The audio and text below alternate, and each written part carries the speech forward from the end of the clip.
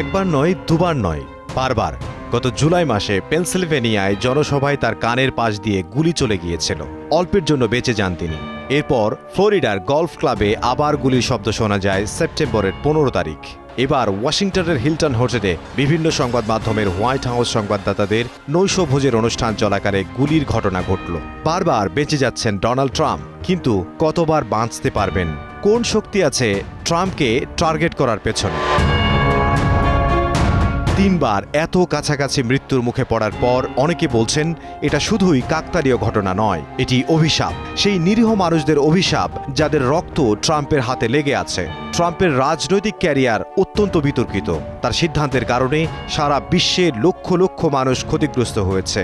নিরীহ শিশু, নারী, পুরুষ তার ভুল নীতির শিকার হয়েছে। ইতিহাস বলে যারা অন্যায়ভাবে ক্ষমতা ব্যবহার করেন তাদের পরিণতি ভালো হয় না। ট্রাম্পের ক্ষেত্রেও সেটি প্রমাণিত হচ্ছে বলে অনেকে মনে করেন। ইরান কিন্তু বলেই রেখেছে তাদের চোখ ট্রাম্পকে বারবার তাড়া করে ফিরবে। 2024 সালের 13 জুলাই পেনসিলভেনিয়ার বাটলারে ট্রাম্পের জনসভা চলছিল। হঠাৎ গুলির শব্দ। একটি গুলি ট্রাম্পের ডান কানের উপরের অংশ ছিঁড়ে বেরিয়ে যায়। একজন নিরীহ সমর্থক মারা যান। ট্রাম্প রক্তাক্ত অবস্থায় মুঠু উঁচু করে ফাইট ফাইট ফাইট বলে চিৎকার দেন। ছবিটা পুরো বিশ্ব দেখেছে। এরপর সেপ্টেম্বরে ফ্লোরিডায় তার নিজের গলফ কোর্সে আবার হামলার চেষ্টা। 2 বার এত কাছ থেকে মৃত্যুকে দেখে ট্রাম্প নিজেও বলেছেন, god is on my side. তাই প্রেসিডেন্ট ডোনাল্ড ট্রাম্প নিজের পেশা সম্পর্কে বলেছেন, এর চেয়ে বেশি বিপজ্জনক কোনো পেশা আছে এটা আমি কল্পনাও করতে পারি না। হামলাকারীর কাছে একাধিক অস্ত্র ছিল। মার্কিন সিক্রেট সার্ভিসের কিছু অত্যন্ত সাহসী সদস্য এই সন্দেহভাজন হামলাকারীকে ধরে ফেলেছেন। আমেরিকান প্রেসিডেন্টদের উপর হামলার ইতিহাস বেশ পুরনো। দেশটির ইতিহাসে 4 জন প্রেসিডেন্ট হত্যাকাণ্ডের শিকার হয়েছেন। আব্রাহাম লিঙ্কনকে 1865 সালে থিয়েটারে গুলি করে হত্যা করা হয়। জেমস গারফিল্ডের মৃত্যু হয় গুলিবিদ্ধ হয়ে 1881 সালে। উইলিয়াম ম্যাককিনলে 1901 সালে গুলিতে মারা যান। জন এফ কেনেডিকে 1963 সালে ডালাসে গুলি করে হত্যা করা হয়। এছাড়াও রোনাল্ড রিগান, জেরাল্ড ফোর্ড সহ আরও অনেক প্রেসিডেন্ট হামলার শিকার হয়েছেন, কিন্তু বেঁচে গেছেন। 2008 সালে ইরাকে প্রেসিডেন্ট জর্জ ডব্লিউ বুশের দিকে এক সাংবাদিক জুতা ছুঁড়ে মারেন। সে ঘটনাও ছিল বেশ আলোচিত। ট্রাম্পের সবচেয়ে বিতর্কিত সিদ্ধান্তগুলোর একটি হল ইসরায়েলের প্রতি তার অন্ধ সমর্থন। 2017 সালে তিনি জেরুজালেমকে ইসরায়েলের রাজধানী হিসেবে স্বীকৃতি দেন এবং সেখানে মার্কিন দূতাবাস স্থানান্তর করেন। এই সিদ্ধান্ত বিশ্বব্যাপী মুসলিম সম্প্রদায়ের মধ্যে তীব্র প্রতিক্রিয়ার সৃষ্টি করে। গাজায় ইসরায়েলের হামলায় হাজার হাজার নিরীহ ফিলিস্তিনি শিশু, নারী, পুরুষ নিহত হয়েছেন, কিন্তু ট্রাম্প সবসময় ইসরায়েলের পক্ষে অবস্থান নিয়েছেন।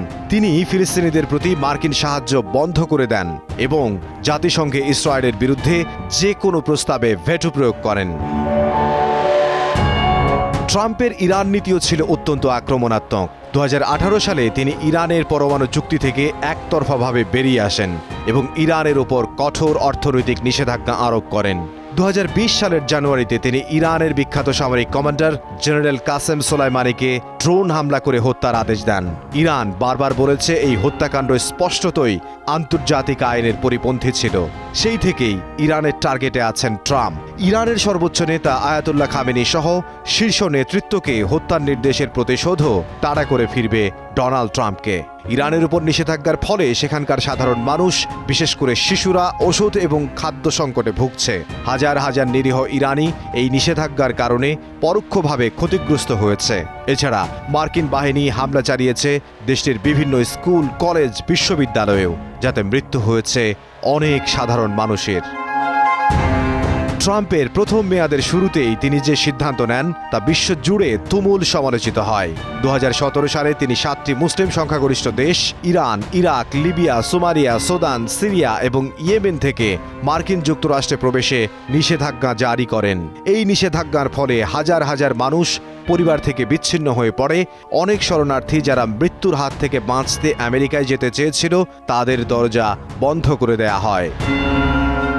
সিরিয়ার গৃহযুদ্ধে ট্রাম্প সরাসরি সামরিক হস্তক্ষেপ করেন। 2017 এবং 2018 সালে তিনি সিরিয়ার সরকারি স্থাপনায় ক্রুজ মিসাইল হামলার আদেশ দেন। এই হামলায় অনেক বেসামরিক মানুষ হতাহত হন। সিরিয়ার শিশুরা এমনিতেই যুদ্ধের কারণে বাস্তুচ্যুত এবং ক্ষতিগ্রস্ত।